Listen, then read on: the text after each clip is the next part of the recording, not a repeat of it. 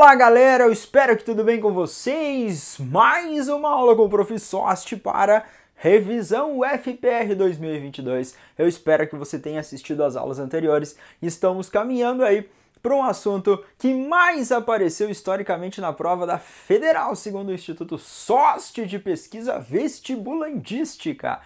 Olha bem, para uma tal de ecologia. Ano passado, tivemos duas questões, uma que envolvia as top das relações ecológicas e a outra envolvia questões ambientais. Então elas são muito frequentes.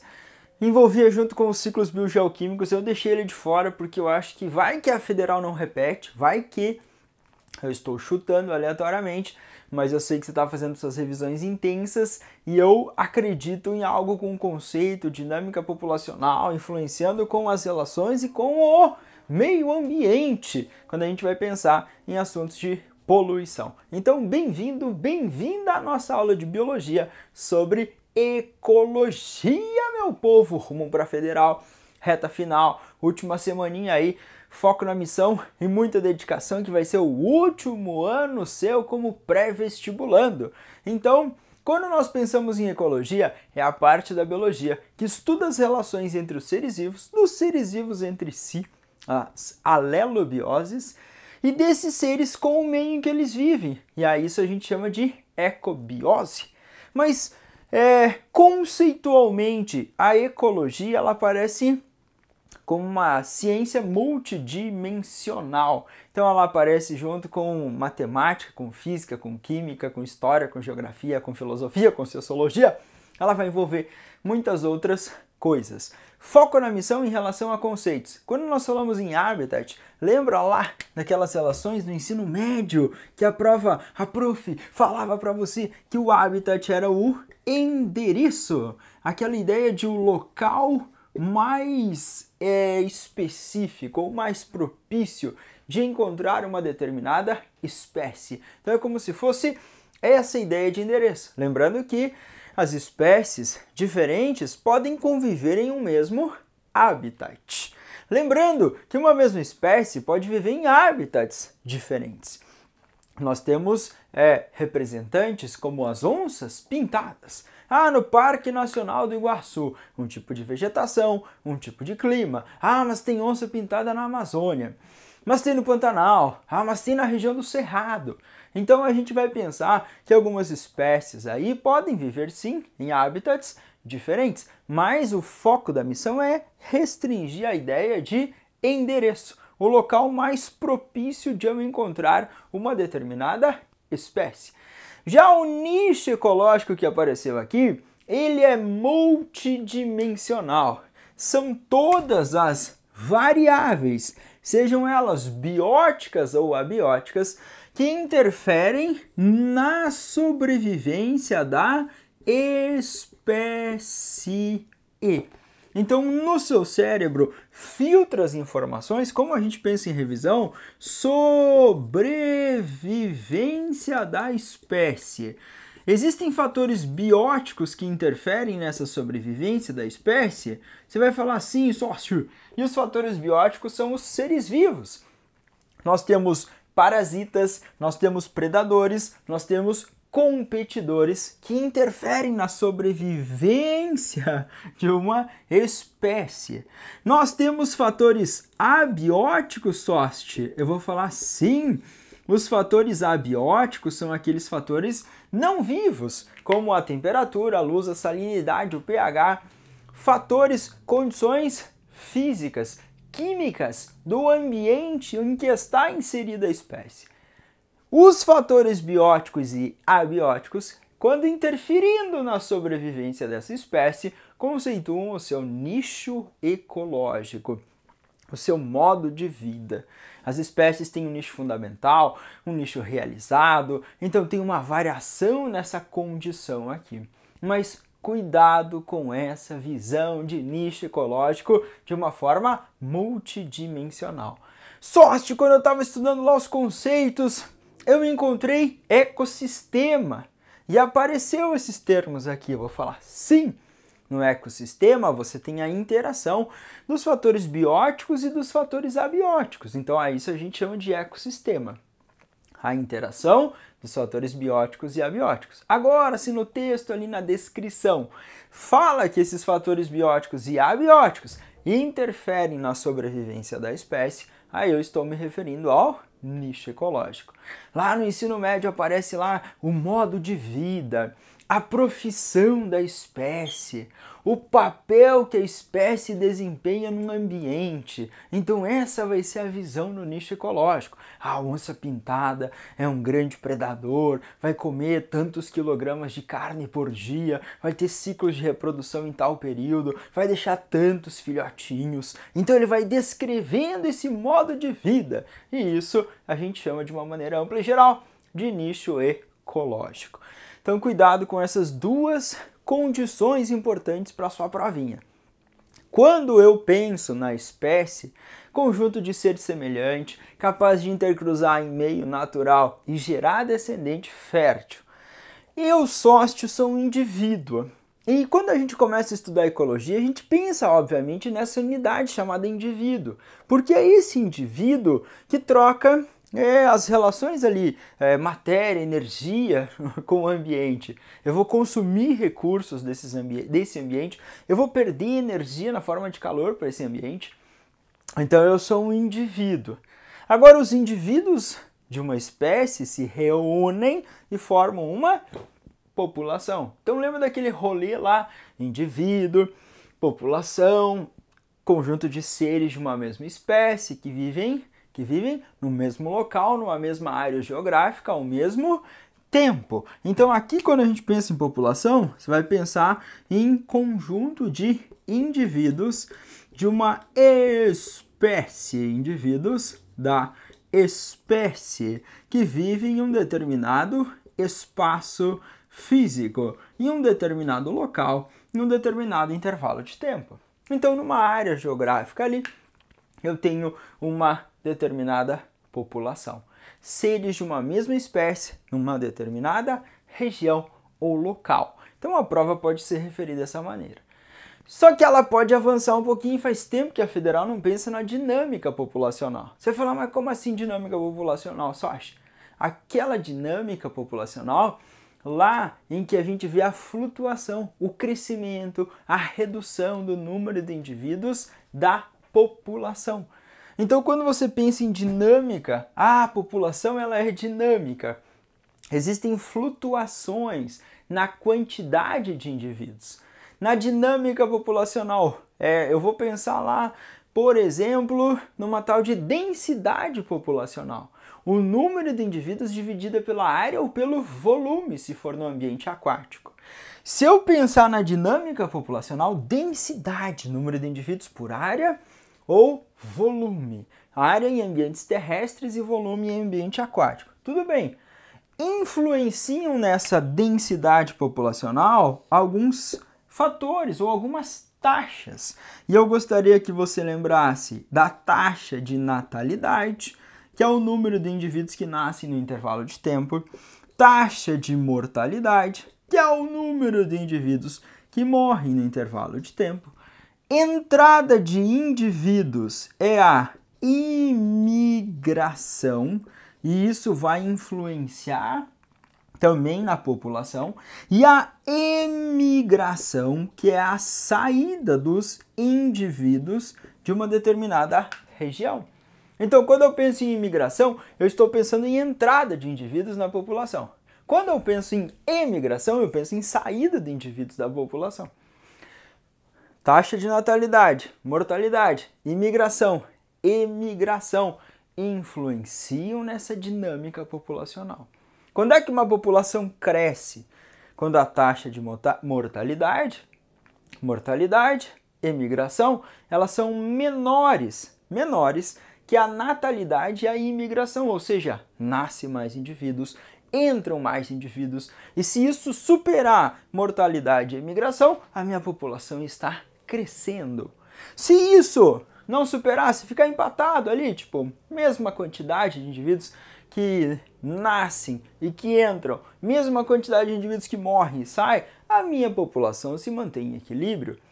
Agora, se natalidade e imigração são menores que mortalidade e imigração, aí a população começa a entrar em declínio. Então, cuidado com essa dinâmica. Temos lá o potencial biótico, que é o potencial reprodutivo, a capacidade da espécie de deixar descendentes nas condições ótimas, sem aqueles fatores de resistência ambiental, aquilo que impede o crescimento populacional.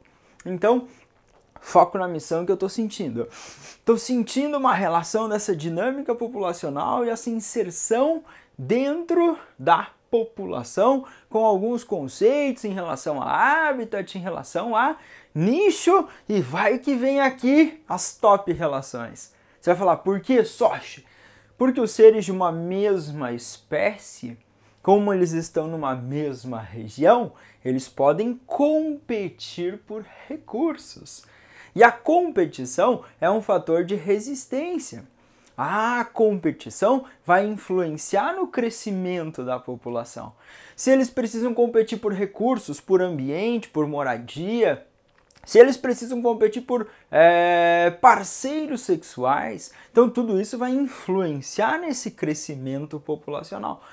Competição é uma relação que sim influencia nessa dinâmica populacional. O predatismo, o parasitismo também vão influenciar.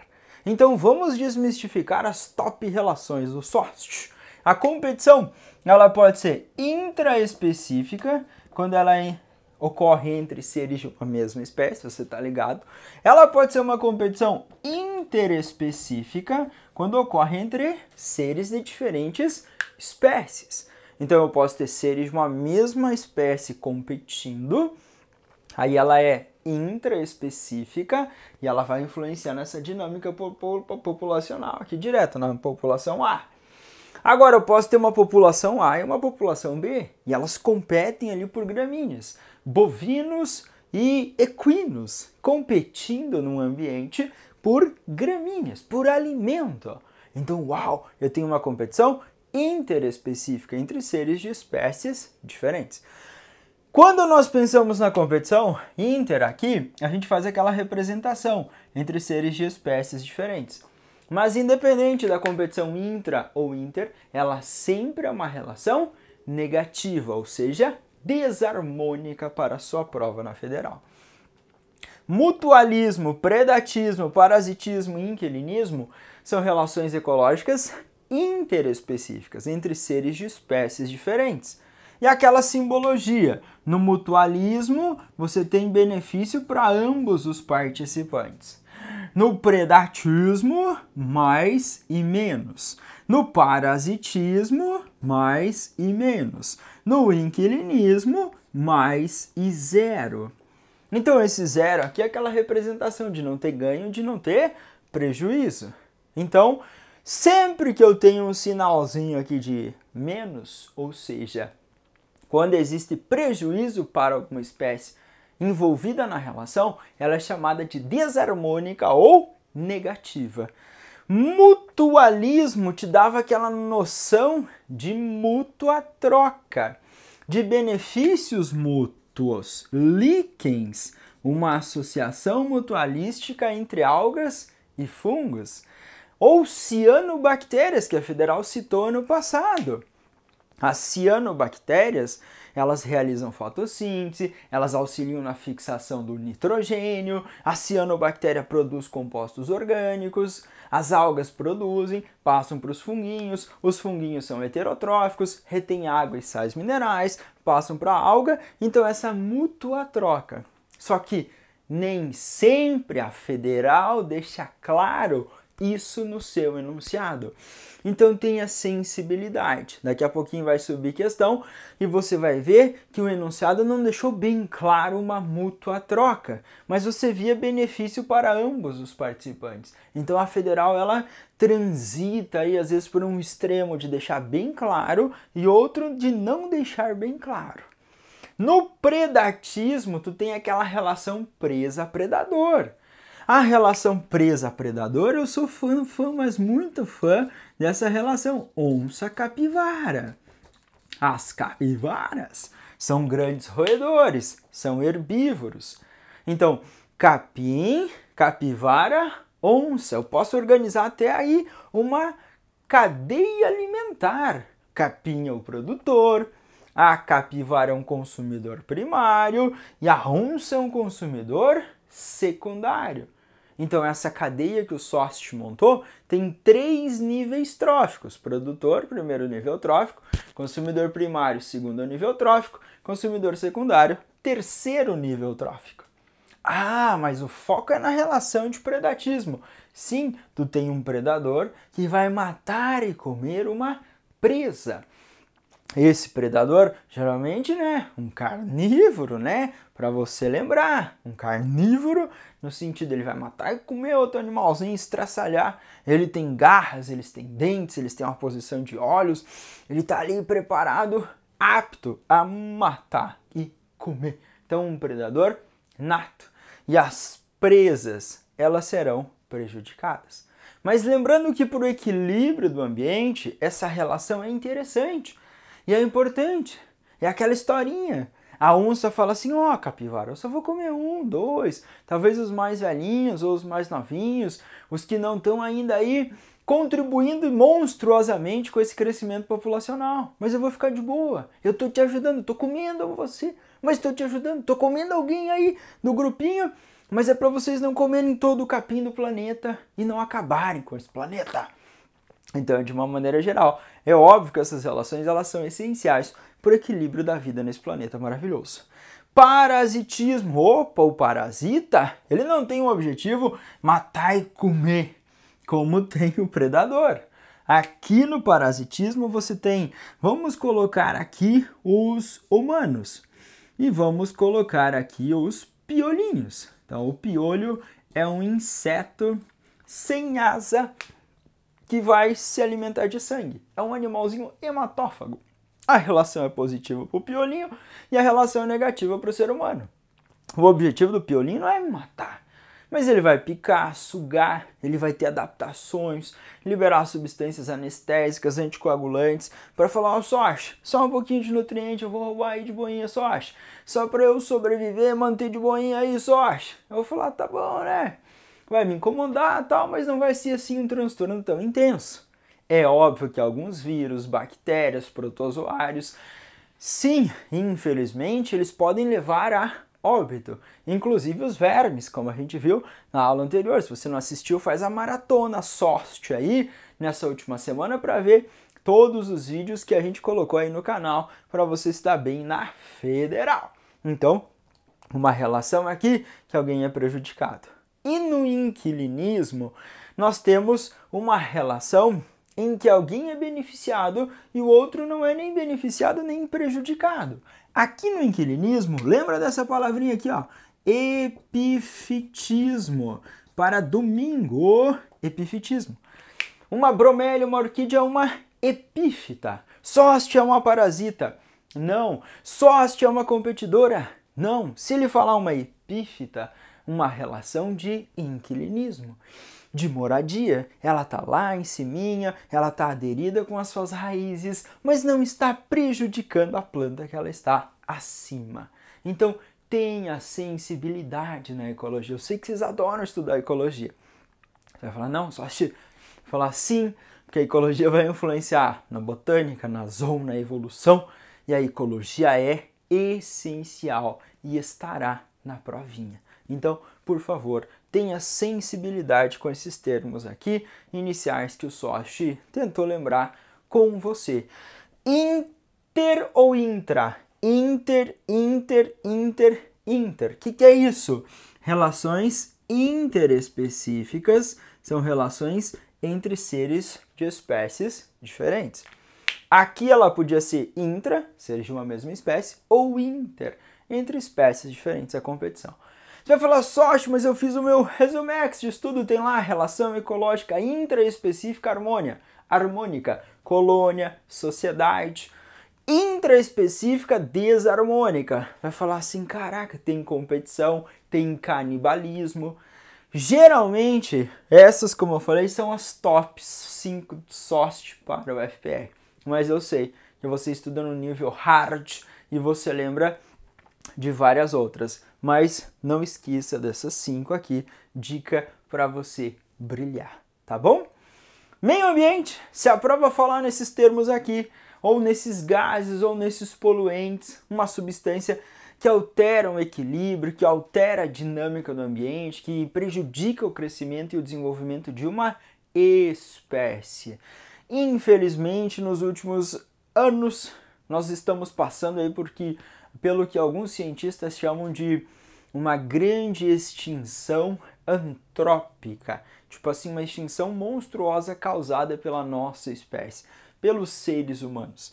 Espécies que estão desaparecendo, que a gente nem conheceu, que a gente influencia monstruosamente no ciclo de reprodução, de crescimento e de desenvolvimento. Então é um impacto muito grande. A prova pode ser sensível e falar em eutrófilos. Eutrófilo significa flechinha para cima da disponibilidade de muitos nutrientes. Cuidado se aparecer na forma de gráfico, na prova de gráfico, né, Henrique? Fez USP, né, Henrique? E na USP, na FUVEST, né, para entrar na USP, caiu ou apareceu eutrofização na forma de gráfico.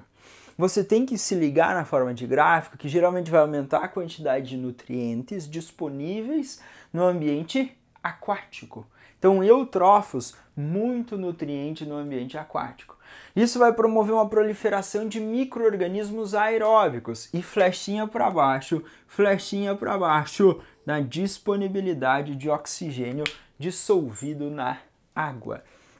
Isso vai levar a uma redução nessa quantidade de oxigênio, morte de espécies sensíveis e vai gerar um caos ali naquele ambiente aquático. Esses nutrientes podem ser de origem orgânica, de origem inorgânica. A prova pode falar de nitratos, de fosfatos, de esgotos, de lixo doméstico, restos alimentares que chegaram a corpos com água. E aí tu tem uma tal de eutrofização. Então, muito cuidado com essa ideia. Aumentar a quantidade de nutriente, aumentou o nutriente, proliferação de micro-organismo aeróbico, reduziu a quantidade de oxigênio dissolvido na água, morte de espécies sensíveis, proliferação de micro-organismos decompositores anaeróbicos, e aí eles liberam gases, substâncias que dão cheiro, mudam a coloração e fica um ambiente bem esquisitão e diferente do que era a condição inicial. Então, eutrófilos. Quando eu penso na atmosfera, muitas questões fazem referência à poluição atmosférica. CO2, CH4, metano, essas substâncias aqui estão ligadas ao aumento da temperatura do planeta, ou aquecimento global. Ah, mas a prova falou que eles são gases estufa, por causa do efeito estufa. Sim, então a gente está intensificando essas condições com o aumento desses gases, segundo muitas pesquisas científicas. Então, vamos lá, queimadas. Quando eu faço retirada da floresta tropical e eu ainda queimo essa floresta tropical, eu impacto 2 vezes essa emissão de CO2. Uma por retirar a floresta. E a floresta sequestra o CO2, retira o CO2 e vai fixar esse CO2 lá na formação de carboidratos na fase escura da fotossíntese. Então você tirou a florestinha, tirou a área verde, você tirou o sequestro, quem retira CO2 da atmosfera para fixar ele na fase escura da fotossíntese. Ah, queimada! Quando eu queimo, quando eu taco fogo ali, eu desprendo cadeias carbônicas e eu libero CO2 para a atmosfera. Então o impacto aí é muito intenso. Gás metano, a eructação, o arroto dos bovinos e a emissão desses gases, porque lá na pança ao rumen, uma relação ecológica com muitos micro-organismos. E lá dentro você tem uma fermentação, uma câmara de fermentação, um ambiente anaeróbico lá de proliferação de micro-organismos e aí a emissão de gás metano. Lembrando que as hidrelétricas também, quando ocorre lá aquela barreira, quando eu represei o riozinho, aquele lago que se formou, ele acabou inundando vegetação e ambientes que eu tinha.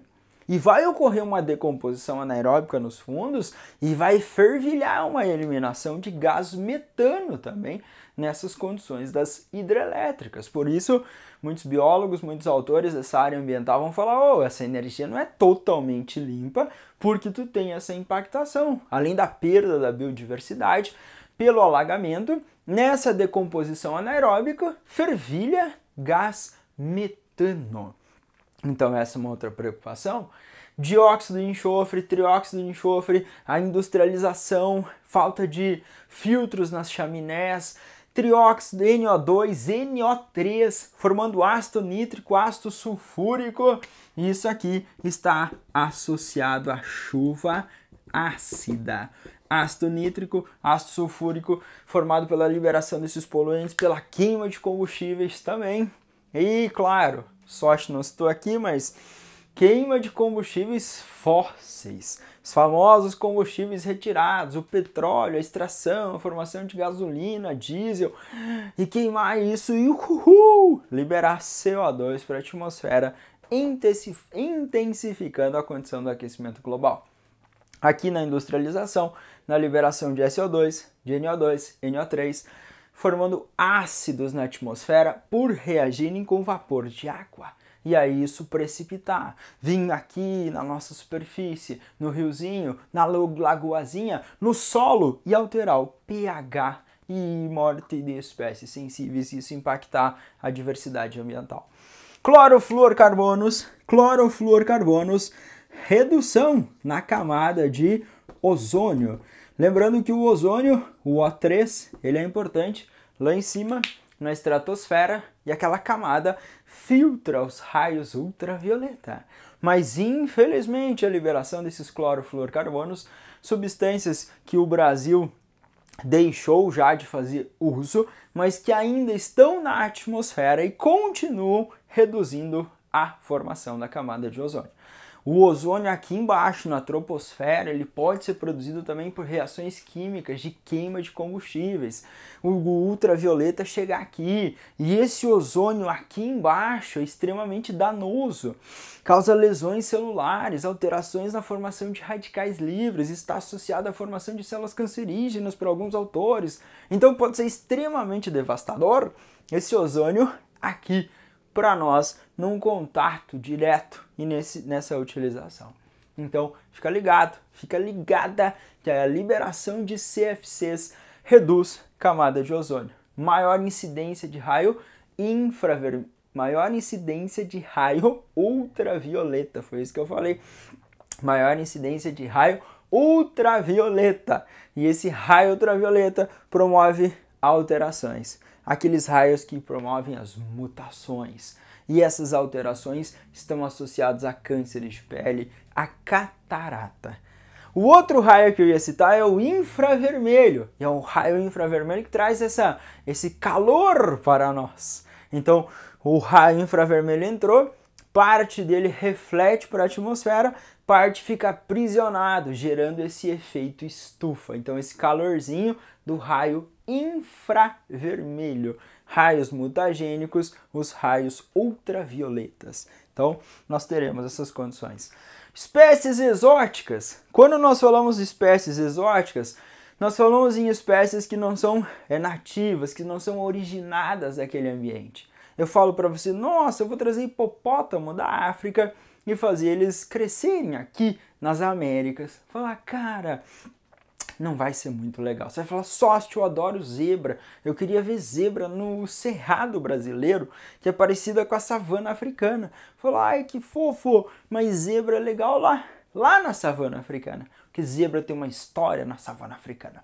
Zebra corre lá, zebra vive lá, zebra está lá um bom tempo, em milhares de anos, e ela tem predadores naturais, ela tem competidores naturais, parasitas naturais. Isso vai manter um equilíbrio populacional de zebra lá. Se eu trouxer para o Cerrado Brazuca, vai dar zebra, vai dar ruim para nós. Então, introdução de espécies exóticas está associado a um desequilíbrio nessa biodiversidade, na quantidade de espécies locais. Aparentemente parece legal trazer uma nova, aumentar o número de espécies ali, mas é um caos, ou pode ser um caos. Então nós temos espécies exóticas que podem causar prejuízo, sim, porque elas podem ter uma superpopulação. Elas podem ter uma superpopulação porque elas não apresentam predadores naturais, competidores naturais, parasitas naturais, e essas espécies exóticas podem se tornar daí invasoras e gerar um caos para nós. Então, cuidado com esses tópicos dentro da ecologia. Dentro dos testes, farei mais observações para você brilhar no domingo na UFPR 2022 e sim, acertar as questões de ecologia. Então fica para os testes, qualquer coisa volta, faz um panorama geral, manda aí a sua dúvida ou seu comentário o mais rápido possível, te respondo, tá bom? Vamos para os testes. Teste número 1 na tela para você. Um estudo da Universidade Federal de Minas Gerais mostra que é possível reduzir muito os arrotos das 211 milhões de cabeças de rebanho brasileiro. Com o melhor pasto e suplementação alimentar, o gado engordaria mais e mais rápido e passaria menos tempo arrotando. Folha de São Paulo, 29 de agosto de 2015. A redução da quantidade de arrotos pode ajudar o controle do aquecimento do planeta, porque diminui a emissão de dióxido de enxofre, letra A, B, metano, C, monóxido de carbono, D, nitrito e E, ozônio. Então, bora pra cá.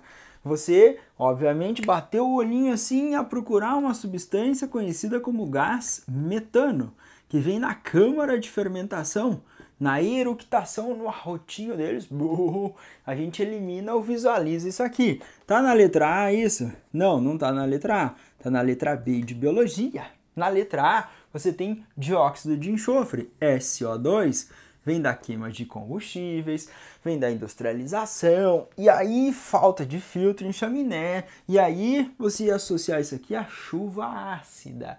A letra B de biologia, certinho, metano, retendo raios infravermelho que trazem calor e alteram a temperatura média do nosso planeta. Monóxido de carbono, puxa uma setinha aí no monóxido de carbono e associa a asfixia, dor de cabeça, desconfortos em centros urbanos por causa da queima incompleta também de combustíveis. E essa queima incompleta libera o monóxido de carbono. E quando eu inspiro, ele se liga à hemoglobina de uma forma mais estável, formando a carboxihemoglobina. E essa, infelizmente, vai dificultar o transporte de oxigênio, vai impedir o oxigênio de se ligar e ser transportado e levar a um quadro de asfixia. Então, perigoso e muito preocupante. Nitrito, NO2. Nós não temos essa liberação ou essa ação aqui, também não. Você vai lembrar que eu posso emitir compostos nitrogenados e esses compostos alterar condições, alterar inclusive pH de solos e o excesso ser prejudicial. Você pode lembrar que o nitrito também pode ser convertido em nitrato por nitrobactérias, bactérias do gênero Nitrobacter, naquela famosa nitratação. Conversão de nitrito em nitrato e as plantinhas absorverem esse nitrato. Mas aqui nos poluentes ela pode causar prejuízo sim, intoxicar solo e alterar condições e variações de pH. O3, ozônio, também não. Ele é legal lá em cima, aqui embaixo prejudicial, e ele pode vir sim da queima de combustíveis, reação com raio infravermelho ou com ultravioleta aqui embaixo. Com ultravioleta, e aí ser extremamente prejudicial. Então esse ultravioleta, ele está associado aos cânceres, às alterações, às modificações. Os clorofluorcarbonos reduzem a camadinha de ozônio e aí passa mais esse raio ultravioleta e isso é prejudicial para nós. Então foco, você, certeza que você ia brilhar. Isso foi questão já da UFPR. Questão 2 na tela para você. Para atrair potenciais polinizadores, e fica ligado aqui na sensibilidade, ouça o sócio, ouça a voz do sócio. Para atrair potenciais polinizadores, as plantas comumente armazenam néctar nas suas flores em estruturas específicas chamadas de nectários. Contudo, várias espécies de plantas também podem apresentar nectários longe das flores, os chamados nectários extraflorais. Essas estruturas podem ser encontradas em vários locais, como folhas e brotos. Durante a sua procura por alimento, formigas se deparam com esses nectários, passam a se alimentar do néctar produzido e a eles retornando repetidamente. Durante essa atividade, as formigas acabam patrulhando as suas plantas e defendendo-as contra potenciais herbívoros, como lagartas e percevejos. Esse tipo de interação entre formiga e planta com nectário extrafloral pode ser caracterizada como epifitismo, mutualismo, colonialismo, predação ou parasitismo. Na questão 2, você vai falar, cara, sócio, eu tenho uma relação entre formiga, foco que a relação é positiva para a formiga. Você extraiu isso? Anota. Anota, a relação é positiva para a formiga. E a planta com o nectário? Planta com nectário extrafloral. Trava-língua. Planta com nectário extrafloral. Também a relação é positiva. Mas por quê? Que cada vez que a formiguinha vai lá pegar o néctar um pouquinho, sugar o néctar, ela combate lagartinhas, percevejos, ele fala isso no enunciado. Então a relação é positiva e positiva. Entre seres de espécies diferentes. Na letra A, epifitismo. Falso, porque a relação de epifitismo é mais e zero, a gente viu? As bromélias, as orquídeas. Mutualismo, opa, mutualismo é mais e mais, sócio. E ele não deu uma noção de obrigatoriedade, de necessidade. Vamos ver se tem outra coisa, C de casa. Colonialismo, colônia, uma relação de formar indivíduos coloniais? Vai falando, não, né? Ali eu tenho seres de espécies diferentes. Predação, predação também não, porque predação você já separou na sua mente brilhante que é mais e menos, alguém é prejudicado. Parasita, você também separou na sua mente brilhante que alguém é prejudicado. Percebeu que você ia marcar essa? Você vai falar, sorte, mas eu lembro de protocooperação, ou eu lembro de mutualismo não obrigatório. Alguns autores vão falar, eu tenho um mutualismo não obrigatório. Temos um mutualismo obrigatório. Temos mutualismo de blá blá blá. Então existem várias classificações, separações. A biologia é aquela coisa vasta de ter várias coisas. Interpretações, autores, termos, artigos. Então cola no Swatch aqui e vai com a mente brilhante para domingo. Tranquilinha. Vai no enunciado, vê o que ele fala, faz símbolo de positivo, de negativo, vê quais interações para você não perder questão na prova. Então, por mais que ele não te deu aquela noção de obrigatoriedade, de necessidade, mais e mais a relação é positiva para ambos, ambos são beneficiados, então cabe aqui na B de mutualismo. Tranquilaço, né? Tranquilaço a questão que envolvia a relação ecológica. Questão 3, que foi da última edição da UFPR. 3. Sobre os ciclos biogeoquímicos que possibilitam a interação dos elementos com o meio ambiente e com os seres, assinale a alternativa correta. Raízes de leguminosas como feijão, soja e ervilha possuem a capacidade de associação com bactérias fixadoras de nitrogênio. O aquecimento global é decorrente da redução da taxa de oxigênio da atmosfera e do aumento das emanações de dióxido de enxofre. Cianobactérias são capazes de degradar a matéria inorgânica e disponibilizar o fósforo para os outros seres vivos. A principal forma de incorporar nitrogênio atmosférico N2 em moléculas orgânicas é por meio da absorção foliar durante a fotossíntese. E de escola, a preservação das florestas contribui para a diminuição do efeito estufa, pois garante a captura de CO2 atmosférico por meio da respiração das plantas. Cola pra cá, vai lá, vai lá, vai lá. A de amor, você já marcou que é verdadeira. Eu tenho bactérias do gênero Rhizobium. E as bactérias do gênero Rhizobium mantêm uma relação mutualística com a raiz das leguminosas. Então lá na Rhizobium, por que a Rhizobium? Cara, porque ela tem enzimas ali, nitrogenases, para fazer o rolê, para converter o nitrogênio atmosférico em amônia ou íons amônio e aí facilitar a utilização da plantinha. Então, beleza, as leguminosas são vantajosas, vão influenciar no ciclo do nitrogênio e vão fazer bem para o rolê. Isso está certinho. Mas por que a B não está certinho? Porque ele fala para você na B, redução da taxa e aumento do dióxido de enxofre. Não, né? É aumento do CO2. Então, aumentar a emissão de CO2 está associado ao aquecimento global. As cianobactérias são capazes de degradar matéria inorgânica. A cianobactéria ela faz fotossíntese e ela não faz essa degradação incorporando enxofre nesse ambiente. Geralmente são bactérias decompositoras. Essa cianobactéria faz fotossíntese, auxilia inclusive a fixação de nitrogênio. Não vai ter essa função ou finalidade. Por que a D, Sócio? A principal forma de incorporar nitrogênio atmosférico a partir da absorção foliar? Não, né? As plantas não conseguem adquirir esse nitrogênio familiar. Esse N2 não vem diretão, então isso é falso. Esse N2 pode ser convertido. Eu tenho amônia ou íons amônio. Aí eu tenho nitrito, NO2-, eu tenho nitrato, NO3-. A plantinha ou utiliza aqui ou utiliza aqui esse tal de nitrogênio, na forma de amônia ou na forma de nitrato. Não vai conseguir absorver direto, entrar na folha e tá disponível. Sem chance. Você e eu que somos animais, vamos incorporar o nitrogênio a partir de se alimentar dos vegetais ou de outros animais. Então, miguezinho. Letra E de escola. A preservação das florestas contribui com a diminuição do efeito estufa? Sim, pois garante a captura de CO2 atmosférico por meio da respiração. É óbvio que não. É óbvio que você reescreveu a questão fotossíntese. Me desculpa, é a pressão. Fotossíntese é a pressão pensando na UFPR. Tá aí, fotossíntese.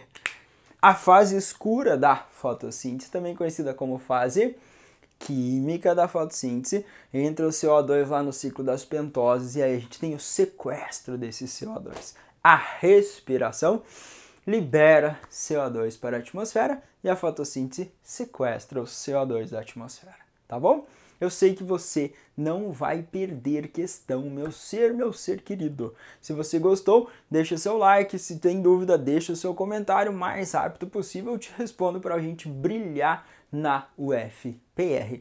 Bem-vindo, bem-vinda sempre à nossa revisão. E tamo juntinho aí para o seu último ano de vestibulares. Parabéns pela sua dedicação e vamos junto nessa última semana aí fazer um arrastão para você se dar bem na UFPR. Abração, abração e bom estudo a todos.